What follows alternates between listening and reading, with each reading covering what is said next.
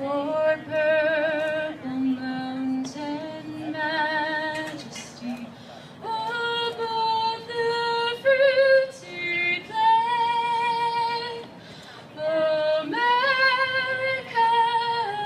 America, God shed His grace on thee, and crown thy good with brotherhood, from sea to shining sea.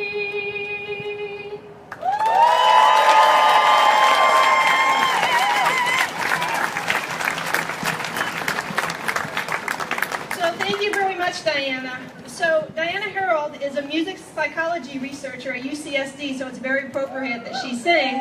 And she was also one of our march organizers. She worked very hard to plan the march. So can we thank Diana again?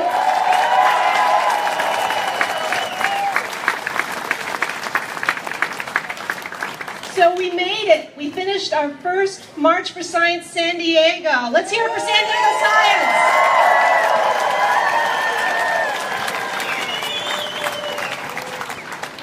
My name is Mary Kennedy, and I'm a biotechnology professional here. I started back in the day at the Scripps Research Institute in 1997, and since then I've worked at a few of the 400 biotechnology companies in San Diego.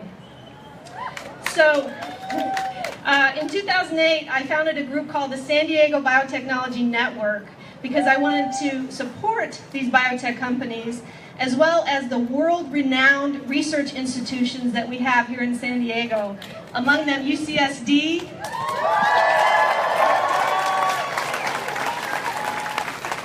Sanford Burnham Prebys, the Salk Institute, and the Scripps Research Institute.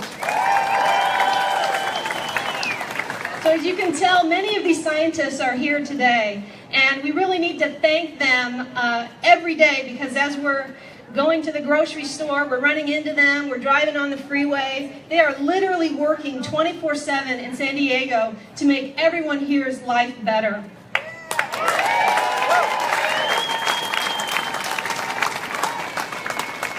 So the work done at these prestigious local organizations is funded greatly by the National Institutes of Health.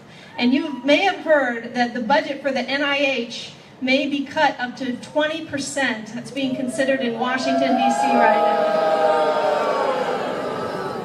So the ideas that come out of the universities go directly into biotechnology research that lead to amazing medicines and solutions to the problems we face. I'd like to talk about personalized medicine, which we are a hub for. We have leaders in this field. So personalized medicines are made just for you. They attack the unique proteins and cells in your body that are causing your disease. If you or someone you know has been affected by breast cancer, they likely received some form of personalized medicine.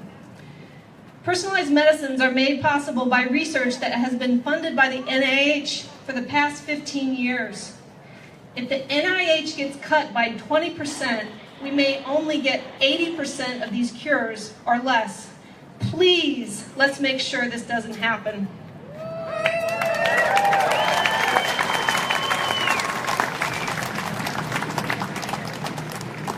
Please continue to follow the March for Science San Diego on social media, as well as my group, the San Diego Biotechnology Network, SDBN, on Twitter, and we'll tell you about ways that you can help.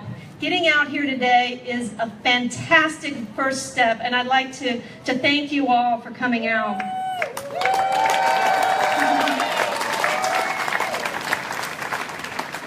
So this event was made possible by our generous sponsors, and if you look at the back of these bright yellow shirts, you'll see our sponsors, and we're very grateful for them for taking the initiative to sponsor our first March for Science San Diego. And some of them are present here in the tables, and we have some other tables with some really interesting displays. So again, thank you for marching today. We have a great lineup of speakers for you this afternoon, featuring local scientific thought leaders and also those who have an important perspective. Chelsea Fow, fellow march organizer and local research scientist, will take it from here.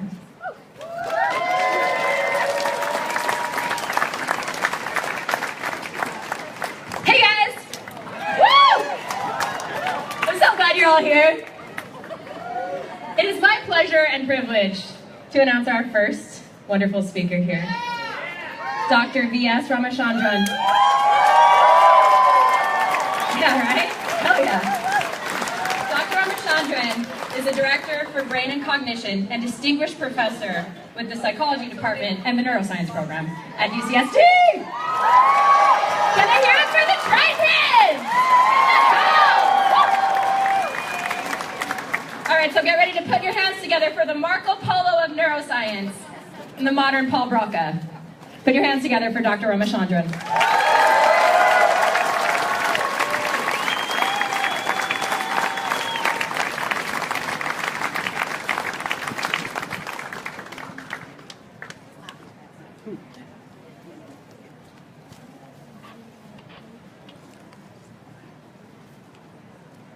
Hi guys. So welcome all of you to the Science March. It's a wonderful day at the harbor here, and we're going to celebrate this great adventure of the human mind called science.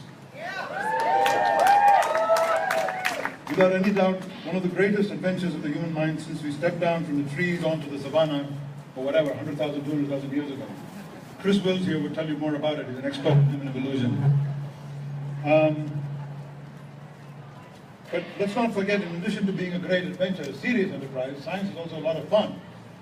And we're professional scientists, we're having a lot of fun, and we're saying we're having a party, science party. I'm saying all of you come and join the party. Let's not forget that aspect of science, and the fun aspect. We started on some notes here, let me just find them. Now sorry, can people hear me? Yeah. I said science was fun, it's a party, let's join the party.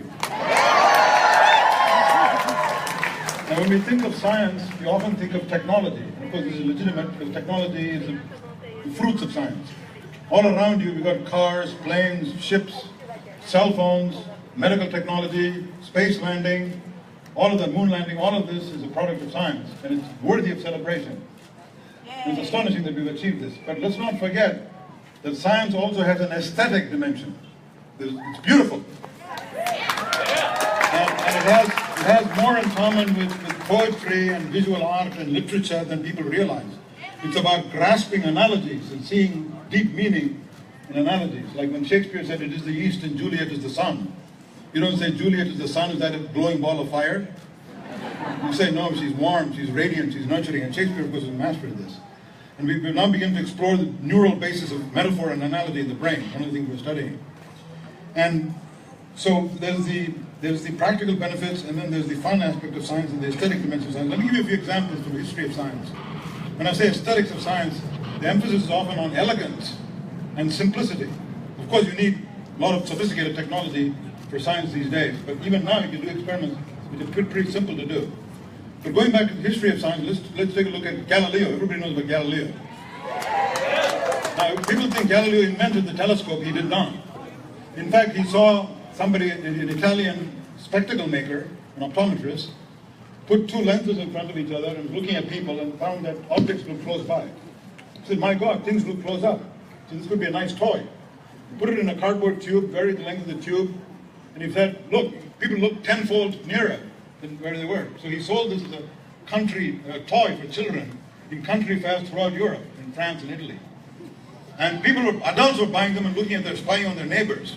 And one thing Galileo did was he said, let me tilt it upwards, 45 degrees, and look at the sky instead.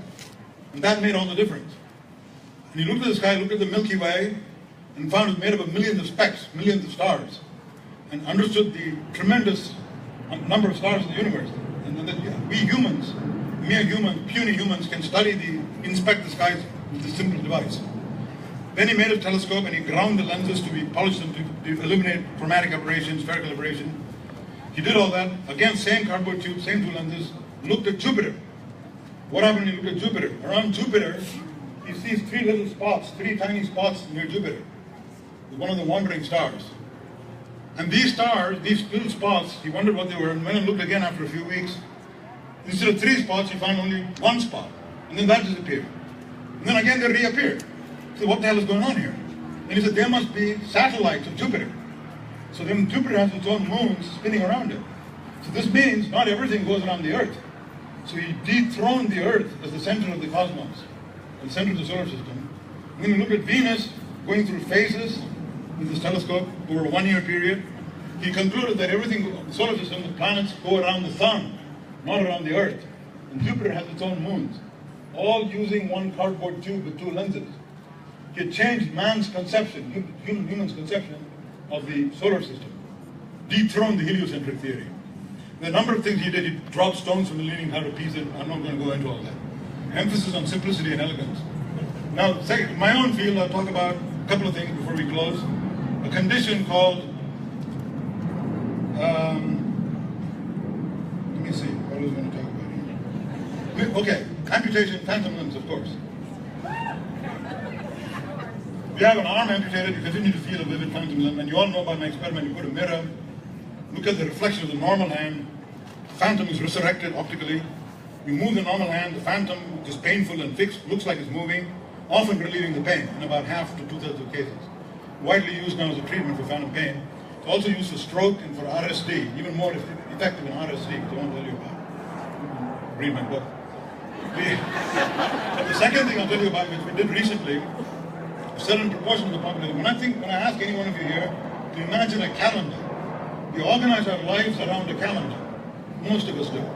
Because today is, what day of the week is it today? Saturday. Sunday, and then day of rest, and Monday, Tuesday. I have a sense of time and a sense of being anchored in a space-time manifold. And I have a future sense of, I'm anchored right here today and Saturday at this time. Now we take this for granted, but it's axiomatic and something that, your framework for your life, quite literally, right? How do you study this? Well, it turns out when I ask you to imagine a calendar in front of you, it's a vague January, February, March, April, annual calendar. January, left top corner, December, right bottom corner. Everybody agree, or most of you agree with this? Yeah. And it's a very vague sort of thing, nothing written in stone.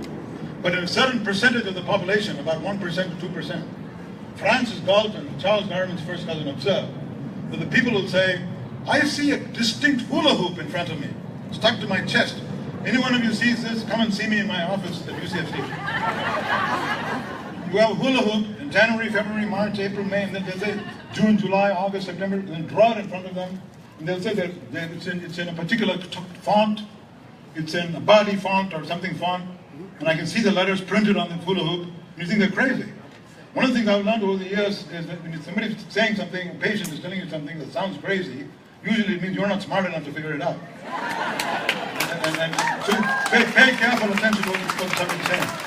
So he's saying the hula hoop, and then his parents have a hula hoop, his brother has a hula hoop, so it's something that you pass on from generation to generation. Sometimes it's a complicated L shape, January, February, March, September, October, November, December, and stops here. What the hell are they talking about? First thing we wanted to show it's real. They're not making it up. You can do fancy brain imaging, but it won't get you anywhere. So first thing we did was to simply say, I want you to read the months backwards, leaving 1 month out. So starting October before October is before that? August. Suppose you keep going like that all the way back to September. It takes you time. It's not intuitive. These people just see the calendar in front of them and they just read it off. And they do it 3 times the speed as we do. So in a 5-minute experiment, we showed that Galton was right. There's something special about these people. They literally see a calendar in front of them. If they look to the right left side of the calendar disappears. They can't remember things that happened at that time. So it's being gated by the neck muscles in the brain. Anyway, it's a long story, but the bottom line is, these people have this calendar line in front of them, and they're constructing almost a realistic image of a calendar which they can read out of, and they use it to organize their lives and go about their daily lives. And we all have one. It's not quite as vivid. These patients allow us to study it in more detail. And there's a structure called the angular gyrus in the left hemisphere, which is involved in sequencing information in days of the week, months of the year, sequencing. And that area is connected by a band of fibers which you can dissect, called the inferior longitudinal fasciculus, to the hippocampus, which is involved in memory, for place, and for time. So this circuitry, from the angular gyrus to the hippocampus and the wire that goes between them, is your calendar, is the main structure in the brain that's involved in setting up a calendar in your mind. Now, culture plays a tremendous influence, of course. Germans have a beautiful calendar. The Swiss have a wonderful calendar. You go across the border to Italy, it collapses. So culture plays a role, but there are genes involved in setting it up, the scaffolding. With that, I'll conclude and say that science is not antithetical to the humanities and the arts. Very much the same kind of enterprise, a creative enterprise. And C.P. Snow famously said, science is about general principles, art is about individual human expression, never the twain shall meet. There's a huge gulf separating the two. This is false dichotomy. I'm saying the human brain is the interface between these two disciplines, between art and science.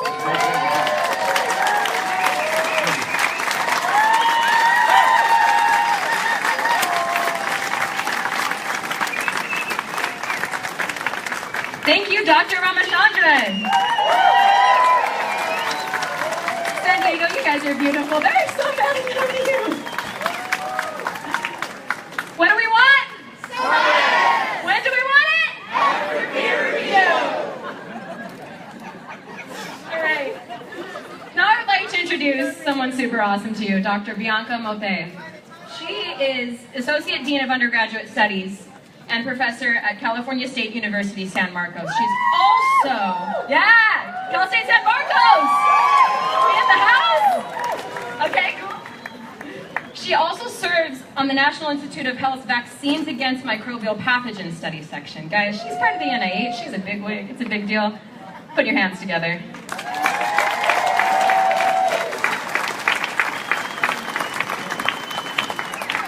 So first I want to thank the organizers. You guys have been amazing. Look at this crowd. Woo! So I'm here today on behalf of all the wonderful science teachers. I know you're all out there. I've had the great honor of having wonderful science teachers in my life, but also having superb students. And I'm going to focus on how science can be an instrument to reach educational equity and how it can really realize individuals' potential. Science has the capacity to provide a set of skills, including critical thinking, that enables individuals to lead fulfilling careers and contribute to advances. Without the support of research grants and training programs, the pipeline of budding scientists and the kids that are out here, especially those from underserved backgrounds, will not have the opportunity to work in science and contribute to society. So as a child, I was always very curious, and my teachers helped me nurture my curiosity. From my middle school teacher, Miss Sa, who got me hooked on magnetism, to my high school teacher, Mr. Rouse, who got me excited about T helper cells. And from then on, I was able to actually get a career in this area. I'm a first-generation college student. I immigrated from Brazil. So to everybody who is here now conducting science in America, it wasn't until graduate school that I realized the vast underrepresentation of science with those from underserved backgrounds, especially Latinas in science. I had to sit on many committees representing that minority voice. So I was always held to the highest standards, and I want to thank my mentors. One of them from our local community, Alex Setti from La Jolla Institute for Allergy and Immunology, who got me really to the place where I am today.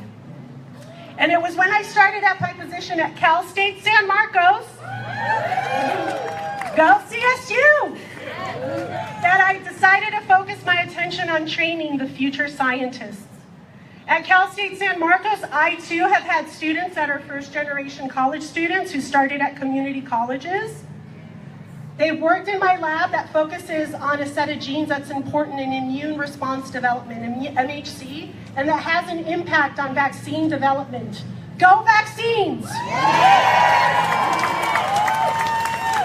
These students come to me sometimes because they're in my classes, but sometimes because they hear about our unbelievable training programs, like the CERN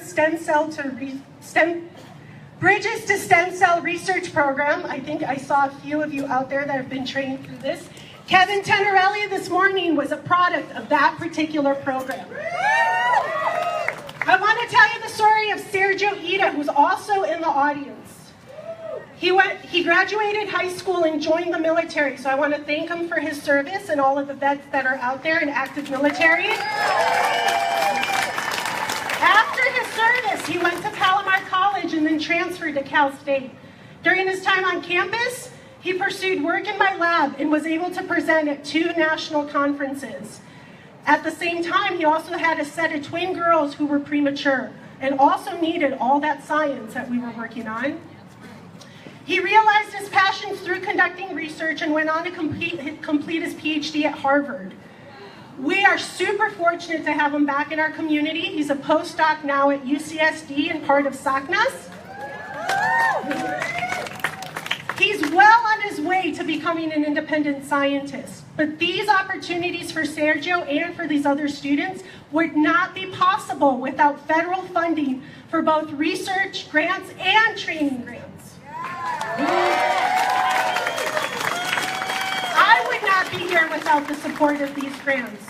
So I want to thank you all for being here, and I think we have to march for science to insist that science continues to be for a way to individuals to continue the pipeline and contribute to the advances for our society.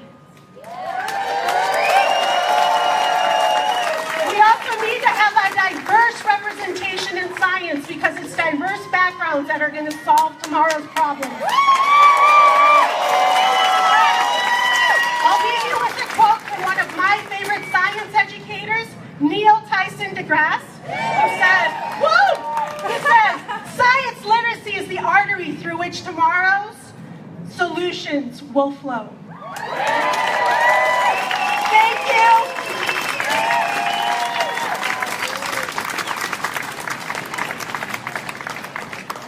Thank you, Dr. Maffei. That was awesome. So next, I'm about to introduce the cool guy with the surfboard.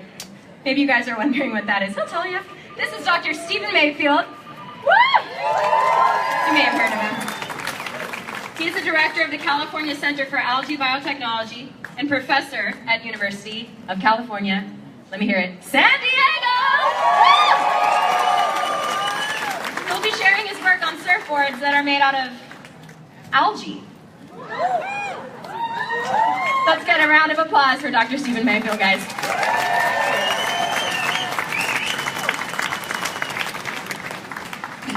Okay, it's true. I work on algae. Pond scum. Green goo. So not only am I a nerd, I am a bright green nerd. But I got news for all you kids out there. The future is a green nerd. Right? So look, when I started in science 30 years ago, I thought it was enough to go into lab and just discover cool stuff. And I went every day so I could find out stuff nobody else knew. And this was fantastic. And I would come home and I would tell my wife, I'd say, Peggy, I found out today that gene expression is regulated by redox potential. And she would look at me and say, that's great. Okay, so then it occurred to me that maybe we should start working on products that people can relate to a little more. So we started to make all kinds of things in algae. We made anti-cancer drugs. We made malaria vaccines. We made an algae nutraceutical that blocks bacterial diarrhea. And in fact, we'll put that one into clinical trials next month. Right? So all those things were really great and they worked really well, but then I came to my lab and I said, you guys, this is just not big enough. We need something bigger. So we sat around and we all knew that petroleum came from algae oil. It's not melted dinosaurs. When I was a kid, Chevron had a commercial that showed it was melted dinosaurs. That's not true. Petroleum is ancient algae, settled at the bottom of the ocean. Carbohydrates and proteins got eaten, and what was left over was the algae oil, and that became petroleum. That means anything you can make from petroleum, you can eventually make from algae oil. Yep. So we came back to our lab and we said, what is the most important petroleum-based product in the world? And it was just so obvious. It was a surfboard. But while we were making that, we said, well, wouldn't it be even better if we could make them biodegradable? So we worked on a little bit of clever chemistry, and we made a sustainable, biodegradable surfboard, and this is it right here.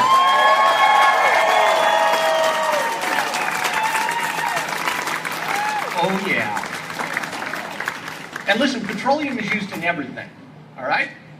And polyurethanes are used in many things, including the soles of probably most of the shoes in this audience. So then we started to work on flip-flops. So we will have biodegradable algae flip-flops out this summer. Because Lord knows the world needs those. All right, so look.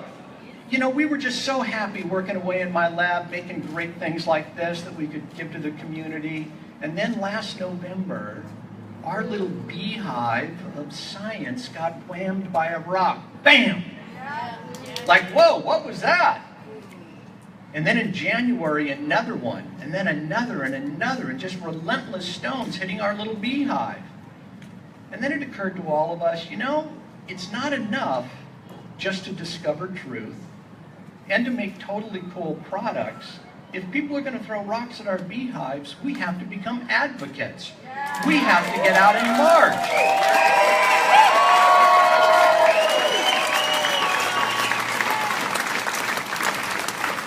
Look, there are so many of the world's problems that we can solve with science. If we have hard work, we use the scientific method, and use and believe in facts, we can solve almost anything. We can make renewable polymers, we can make biofuels, we can make more sustainable food. But we can only do that if our political system, if our laws and our regulations are run by logic and facts.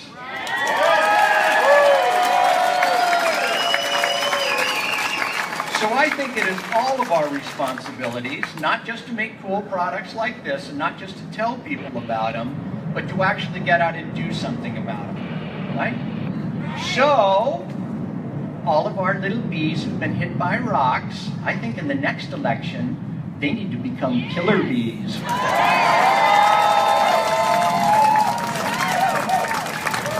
So look, I will leave it at that, except I will say one more thing, okay? My last thing. I realize that there are some states that probably don't think surfboards and flip-flops are the most important product on the planet, okay? I got a plan for that. We're working on algae beer cozies. Thank you all.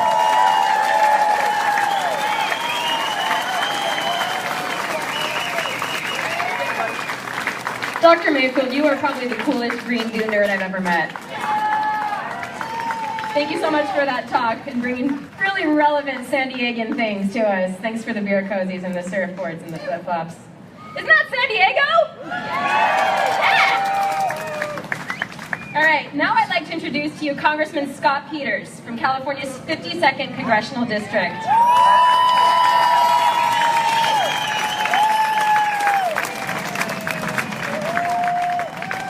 Thank you, Chelsea. Hey, look at all these good-looking, smart people. I want you to say hi to my, say hi to Instagram for me.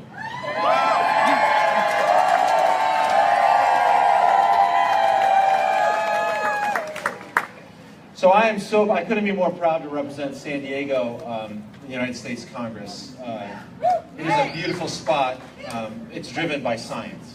Now, I want to tell you, I've been home for the week. I was just reviewing some of the stuff that I talked about with folks this week in San Diego. First of all, we know in San Diego, we know how to take basic science research grants. Like in 2015, the most of any region, $780 million from NIH. We know how to turn those into discoveries that are going to change the world. We know how to do that in San Diego. I didn't visit Dr. Mayfield this week, but we've been talking about what to do with algae, food, nutraceuticals, even maybe someday energy.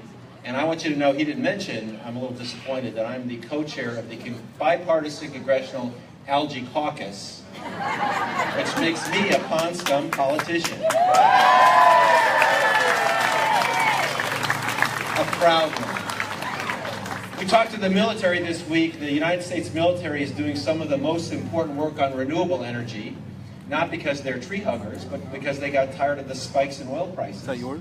So the Navy's going half renewable, and a lot of that's happening right here in San Diego, where we're supplying half of the energy from solar to the Western installations for the Navy and the Marines. We started the Great Green Fleet, powered in part by advanced biofuels derived from beef fat. So that's a patriotic duty if you have to be this thing. These are things that are not driven because they're not being done. And solar energy in the battlefield is what the Marines are all over, because one of the most dangerous things we do is take petroleum from one place in the desert to another place in the desert. When those convoys are attacked, we lose soldiers and Marines. So they're using solar energy to power their bunkers. They've got solar energy on their backpacks to power small appliances that weigh less than the batteries that the troops used to have to carry. The military is using science to solve problems. We're talking about what's happening in genomics. We're the center of genomics research in the world. Okay, all the secret things going on here. Rady's Children's Hospital is going to be the place where it's going to focus on genomics for children, and it's going to be the world leader in that. I heard that in one of the labs at Scripps Research, they're using pluripotent stem cells to develop a cure for Parkinson's disease in San Diego. I went to a company this week called Organovo that's bioprinting. It's going to bioprint human liver tissue. The implications of this are they can maybe put a patch on your liver to keep it going longer before it has to be transplanted. Or you could do research on actual human cells to bypass the imprecision of rats and other proxies, right? I mean, that's happening right here. I visited our utility, SDG&E, where we're leading among all utilities. We're at 43% renewable energy in San Diego. 43%. That's 10%. That's 10 points above anybody else in the country. That research is happening because people understand science. That's changing the world with science. Now, unfortunately, DC doesn't quite know this as well. I was on my first term. This is my third term. My first term, I was on the science committee. We used to go science committee, right? Because they would openly scold people like Ernest Moniz or the dean of the School of the Environment at Duke University would come in, and they would just scold them. You don't know what you're talking about. They denied the facts. The facts are inconvenient for folks. And we know with respect to climate, we've got to get on the ball. Those questions have got to be developed and answered by science. We know the value of basic scientific research that companies can't conduct because they got to look at those quarterly earnings. We want the government to continue to advance the playbook that we developed that made the United States the leader in science. We've got to keep that lead with investment. And we have to make sure that everyone is involved in STEM education, regardless of your gender and regardless of your zip code. We got to keep America strong that way through science. So what do? You vote, I don't worry about you. You show up, thanks for showing up, this is happening all over the country, and you communicate, tell your story, tell why it's important, tell why science is going to change the world. What do we want? Science! When do we want it? Hell yeah!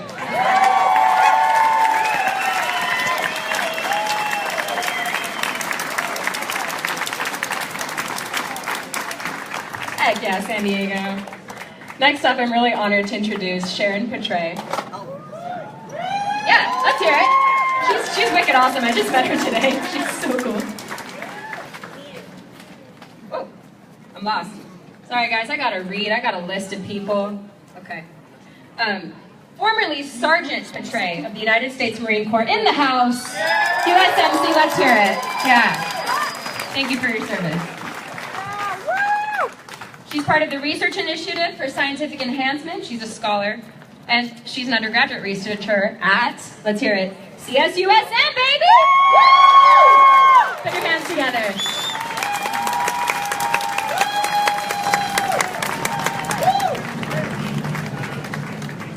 afternoon, guys. I want to thank all you scientists for coming out today. And that means everyone, because we're all scientists in some way, shape, or form.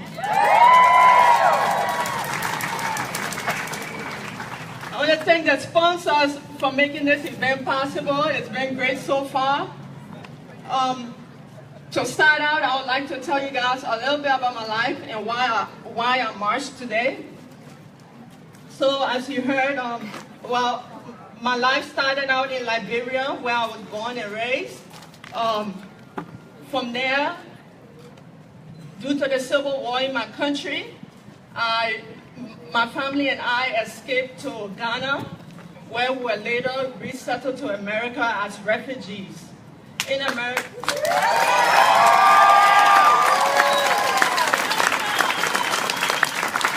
thank you. In America, I attended high school in Rochester, New York. After high school, I joined the United States Marine Corps. I want to thank all the veterans out there, by the way. I joined the United States Marine Corps where I served 8 years as a combat engineer. Thank you. After 8 years, I got out of the Marine Corps and I came back to school. I started school at Maricosta Community College. While I was always passionate about science growing up, it was at Maricosta that I gained my confidence. Just because of the amazing faculties that was around me, I want to give a quick shout out to Maricosta for that, to pursue a career in the science field. Today, I'm at California State University, St. Marcos. I'm in my final semester. I'll be graduating this May.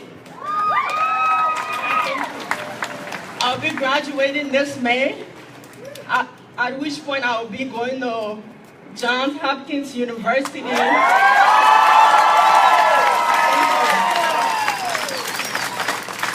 pursue a PhD in biochemistry, molecular, and biomedical research.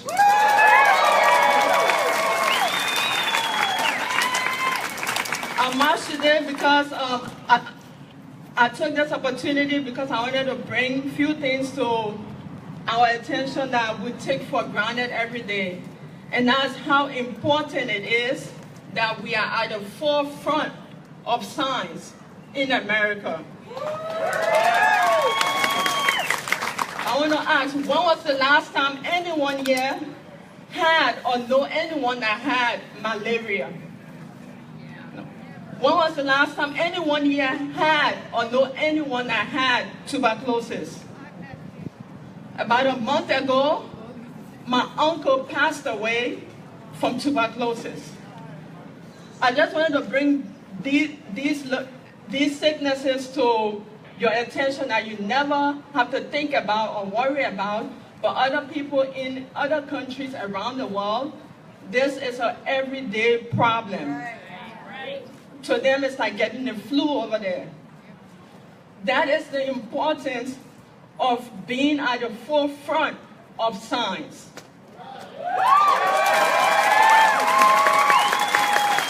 I also want to share with you guys another story. I remember going to Iraq back in 2004, going out on those convoys.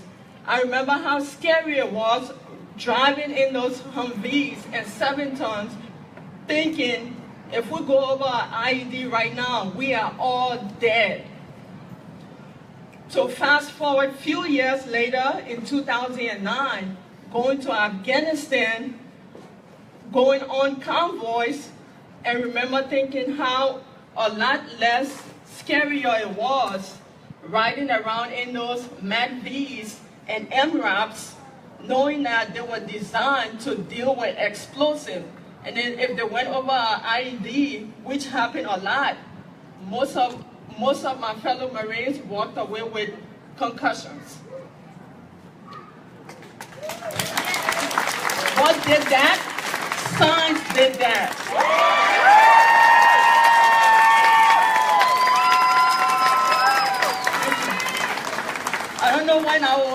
in front of a lot of people of this size, so I'm really passionate about one message I feel get neglected at every single speech I go to, and that is the importance of voting in your local government.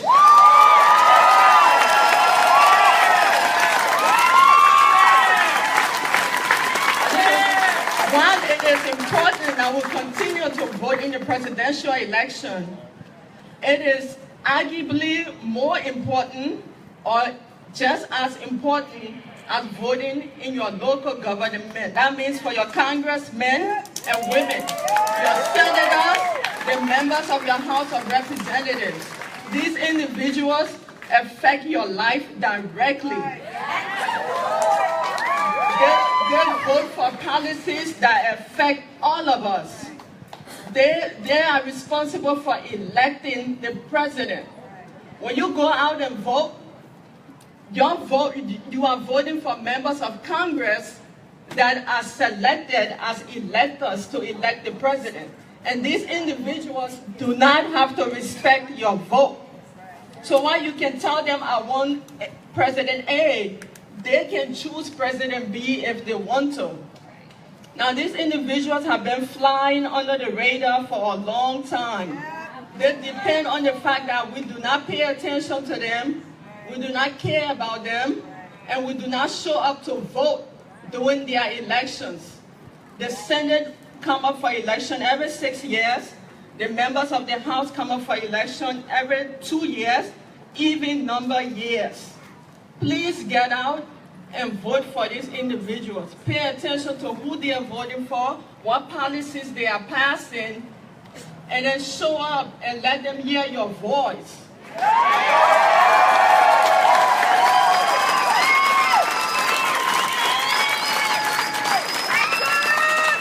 Once again, I want to thank everyone for coming out here today, all the families that came out here to support.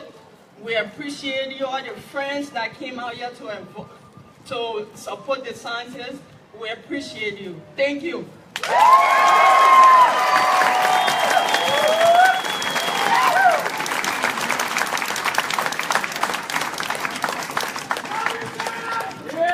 I'm honestly so grateful that people like Sharon are at the forefront of science. How about you? So I'm really stoked to announce our next speaker, Dr. Keolu Fox. He's radical. I met him this morning. He's a postdoctoral fellow at UCSD, baby! Woo! Yeah! At the School of Medicine.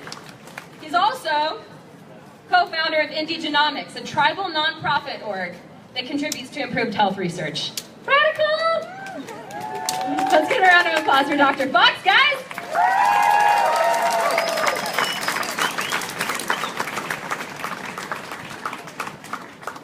All right, thanks to the organizers. This is beautiful. A lot of sunshine, a lot of beautiful people. And thanks to all of you for coming. This is pretty amazing. First, I want to take 30 seconds to do a little exercise. I want each of you to find someone you don't know in this crowd and tell them why you're marching for science. Take 30 seconds to do that, and I'll wait.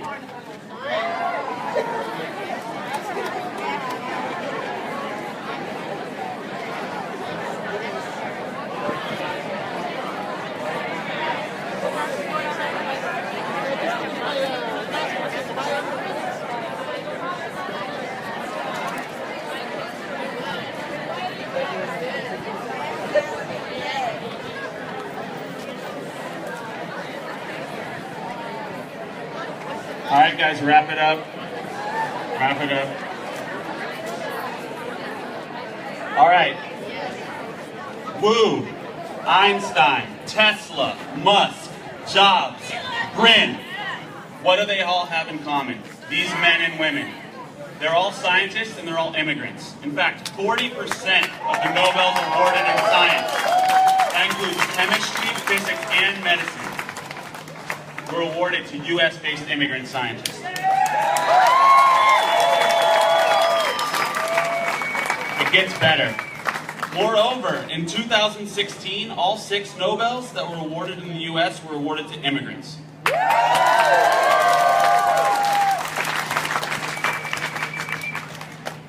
I'm here to discuss why diversity is so important in science. Not just diversity in ethnicity, gender, and sexuality, but diversity that ends up manifesting in innovation in scientific discovery.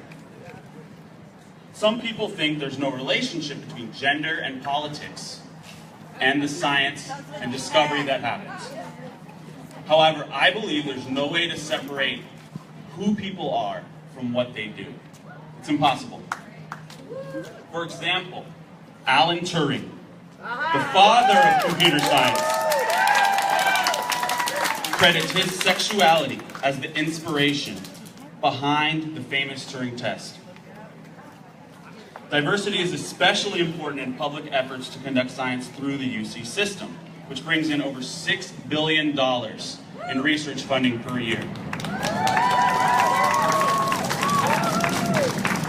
Postdocs. Do we have any postdocs here?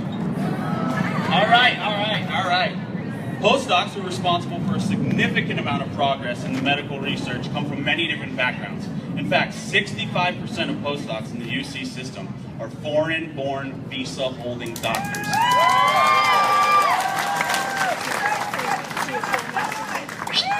So how do we cultivate and protect a culture that promotes diversity and innovation when we have an administration that has regressive stances on global warming, stem cell research, and the relationship between autism and vaccination? I have a few suggestions and solutions. First, let's create a community. Everyone here has moved past the hashtag stage. We've found solidarity in science. We're here, we're present. You made sacrifices to be here. It's hot. Maybe you missed the second week at Coachella, okay? But we're here for science. Secondly, engage in difficult conversations. Science is not partisan, but it is political, right? If you're a scientist, it's your responsibility to distill scientific knowledge and data for the non-technical public. If you're an elementary school teacher, it's your responsibility to make science more accessible for children of all genders and backgrounds. It's higher education's responsibility to admit more diverse cohorts in graduate and medical school. And it's our administration's responsibility to support science, education, and diversity.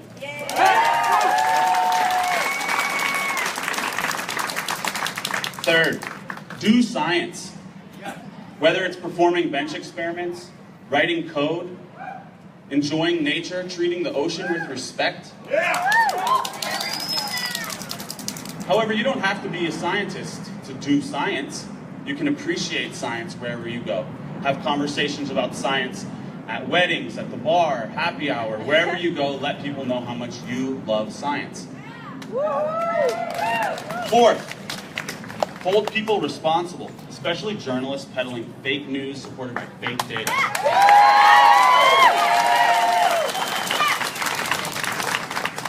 As Representative Peters said, contact your representative. Deliver signatures for those causes that you believe in. And finally, appreciate science whenever you can, because the quality of life we enjoy is due to scientific discovery. And diversity plays a huge role in the success of that science. Thank you very much.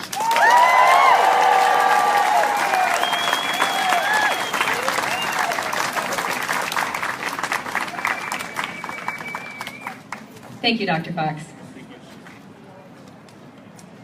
Next with us is Dr. Peter Wong, Board Director and CFO of the Sino-American Biotechnology and Pharmaceutical Professional Association. That's a mouthful.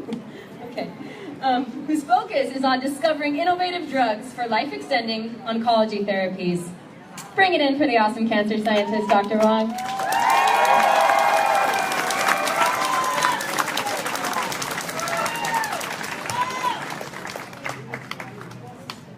Thanks for the organizer, and it's my great honor to give a speech here today on behalf of SABA. SABA is a Southern California-based non-profit organization with more than 4,000 members. Our primary goal is to promote science and innovation to improve human health.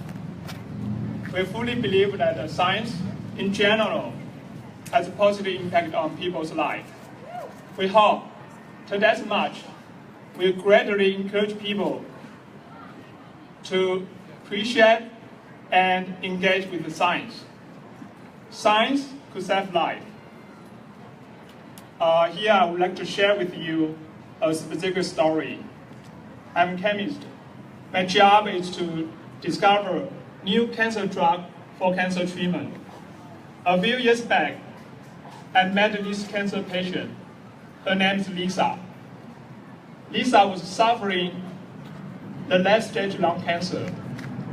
She had gone through multiple surgeries to remove large portion of her lungs and also had extensive chemotherapy. But her cancer did not get controlled. It was a really rough time for Lisa and her family at that moment. And at some point, they almost give up. Her doctor then told her there was a new cancer drug called quizartinib that was not approved yet, but in a clinical trial, and I recommend her to give a try.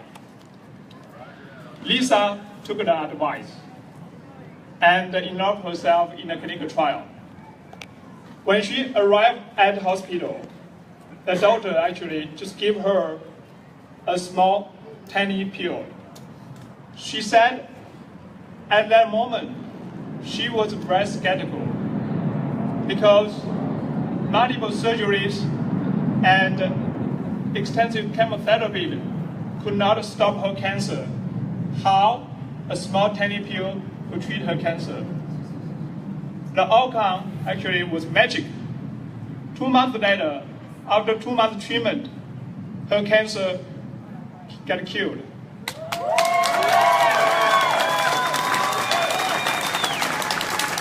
And Lisa got back to work, went back to work, and even she could travel alone. That small pill saved her life. That small pill, today known as Cori on the market, is a newly invented target therapy for lung cancer treatment. That small pill is from science. And hundreds of scientists had worked over more than 10 years to bring it from the concept to the lab, eventually to the human. Today, we haven't conquered cancer yet, as well as many terminal diseases. We need many more magical pills like quizartinib. We need to continue to invest in science because science saves our life. Thank you.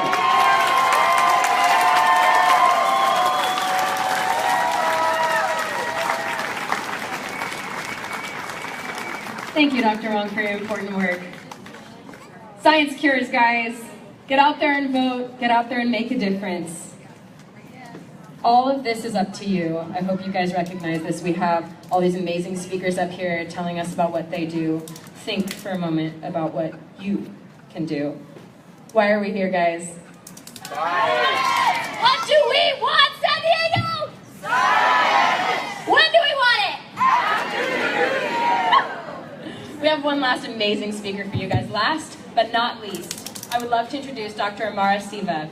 She's a laboratory professional in clinical research and chair of the Native American Council at CSUSM. One more time for CSUSM! And here for Dr. Siva. Thank you so much to the event organizers and the sponsors and to all of you who are out here braving, I wouldn't say the heat, but it's definitely sunny and it's getting a little warm. So the question's been posed, why do I march for science? So we've heard all the other speakers here today and they've said so many awesome things and there's not really a whole lot that I can say to top that. So I'll just have to tell you my personal story. So in order to answer the question of why I march, I'll have to first share some background. From the age of 2, I was raised by my grandparents, and in 1986, the summer before my high school freshman year, my grandmother lost her battle with breast cancer. The standard treatment for breast cancer in the 1980s was radical mastectomy, radiation, and chemotherapy. At this time, chemotherapeutic cancer treatments were drugs like doxorubicin, which non-specifically target and kill all rapidly dividing cells. As you can imagine, these drugs are highly toxic to normal cells as well. So skin, hair, mucosal epithelium, all of these, as I watched over the course of the year, as my grandmother became weaker and sicker from the treatments and finally succumbed to the disease. 2 months after that, I started high school. I enjoyed all of my classes, but biology was my favorite. Biologist! So I started college at UCSD in the fall of 1990 as a biology major and had the privilege of participating in summer internships that introduced me to research labs in marine biology and plant biochemistry here at the Scripps Institution of Oceanography, as well as Michigan State University. In my junior year at UCSD, I began an internship program in Dr. Saraswati Sukumar's lab at the Salk Institute in La Jolla. She's now at Johns Hopkins. But her lab focused on studying the molecular basis of breast cancer, and she introduced me to all the new methods of the time. Using polymerase chain reaction, or PCR, Sanger sequencing, we had in essence a microscope capable of looking directly at the mutations that cause disease. I would go and pick up breast tumor specimens in an ice bucket from Scripps Hospital and bring them back to the lab where I would extract the DNA from the specimens to identify which tumors had mutations in the TP53 gene. The TP53 gene encodes the p53 tumor suppressor protein, which is the most frequently mutated gene in human cancer. At that time, Dr. Sukumar's lab was screening tumor DNA for mutations, and then we were sequencing the DNA to create a map of mutation hotspots. It was the most rewarding feeling to be able to learn directly by looking at the molecular landscape of a tumor from a breast cancer patient, someone who is a mother, a grandmother, an aunt, a sister, or a daughter. On Christmas Eve in 1993, boldly emblazoned on the cover of Science magazine, P53 was declared as the molecule of the year for its crucial role in preventing cancer formation. Almost 24 years later, I still feel the pride I felt that Christmas Eve, knowing that what I was working on was important. Breast cancer today does not have the same outlook as my grandmother's disease. According to the American Society for Clinical Oncology, 9 out of 10 women with breast cancer are alive 5 years after their diagnosis. All because of science.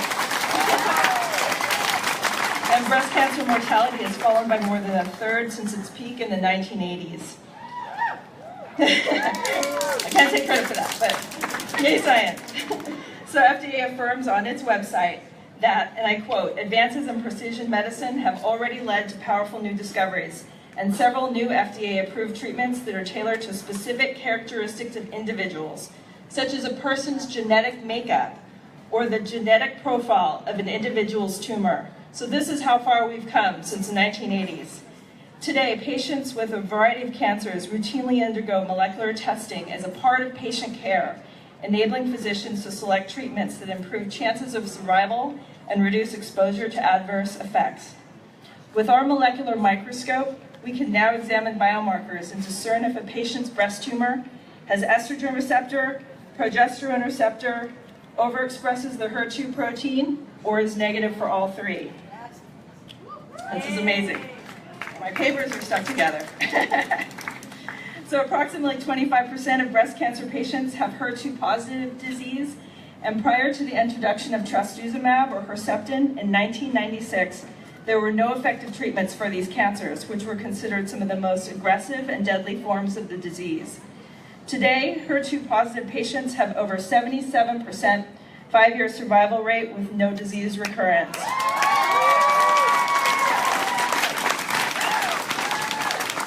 If a tumor is estrogen receptor positive, we know that hormonal therapy can be successful.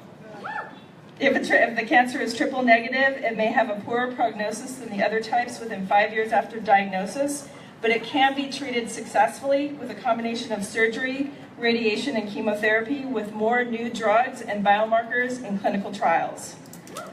So again, why do I march? So I march for the researchers without whom these screening methods, diagnostic tests, and therapeutic drugs we have today would not be possible. For the teachers and professors who share their knowledge and inspire our future leaders to pursue their passions.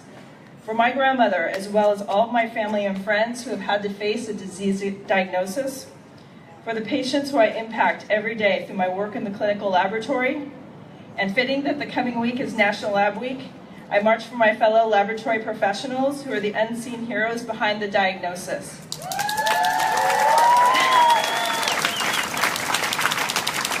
And finally, I march because in the light of so much scientific progress, there is still so much that we don't know and that we can do better. Thank you.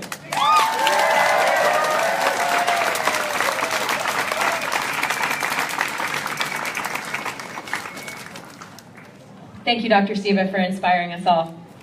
Last I have up one of my fellow coordinators, Rob.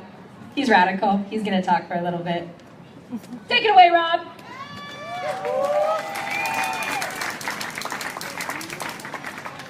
Thank you, Chelsea.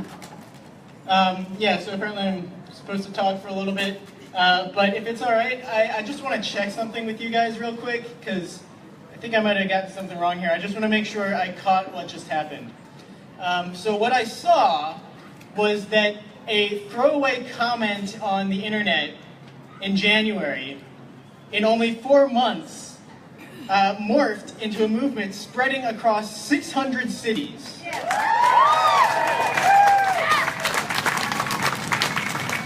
Across all of America,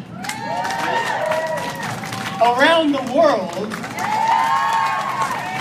on 6 different continents, all helping to create the single largest celebration of science ever in the history of the world. Now, did I get that right? Okay, good, because that's what I thought I saw. Now, what that says to me is that this is about something much, much bigger than whatever sparked it in the moment. This is about something much deeper, some vast enthusiasm all around the world that was just sitting there waiting to ignite. It's enthusiasm for science to be more available to more people. Among scientists, it's enthusiasm for the chance to get out here and talk to the public about what we do and how we do it. It's people being ready for evidence to play a more central role in policymaking.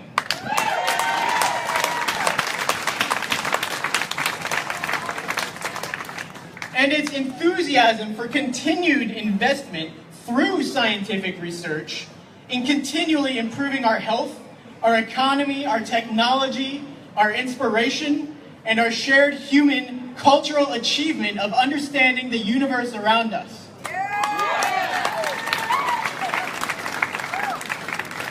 But most importantly, it's about the idea that science is for all of us. It doesn't matter what your background is, your age, your job title, or any of your feelings about any of the other issues that face us. Science isn't something for one group to deny or another to claim as their own. It belongs to all of us, and it's something that we should all be able to agree on.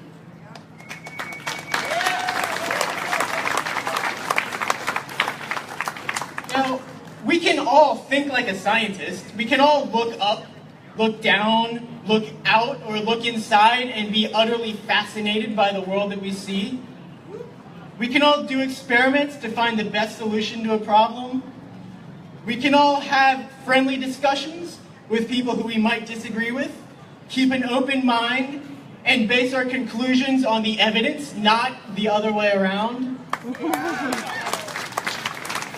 So, I don't care who you are. I don't care what you believe about anything else. Science is for you. So now stay eternally curious and go forth and be reasonable.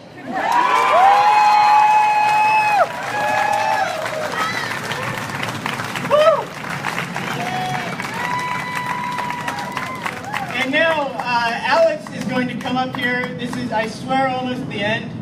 We just have the thank yous. This is the end.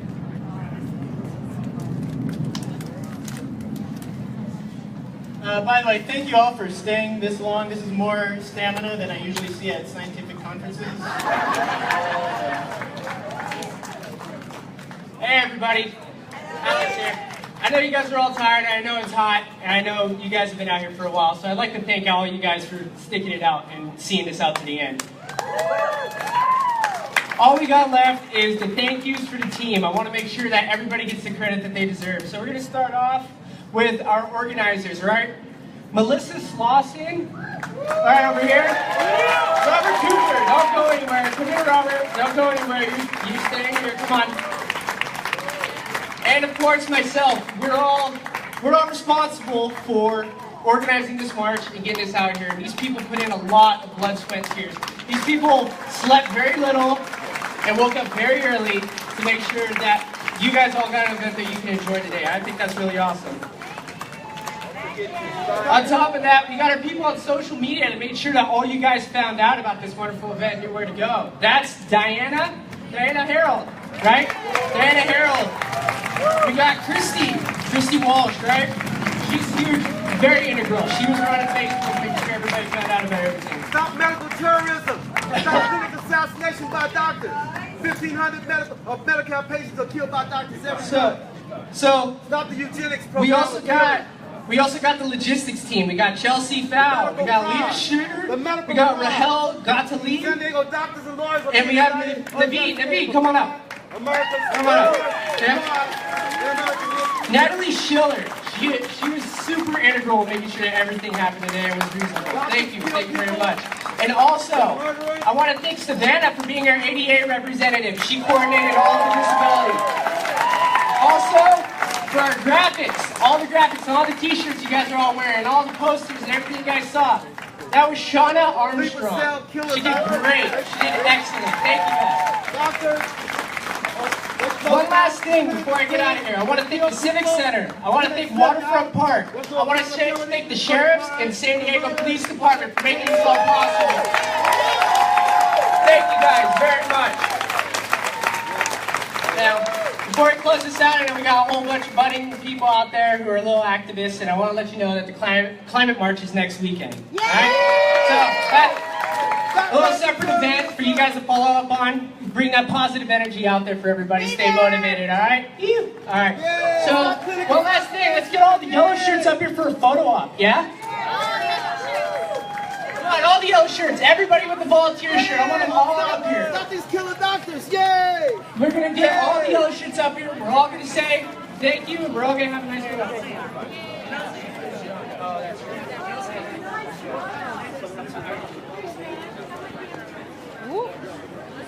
You're a nurse? I'll be right here.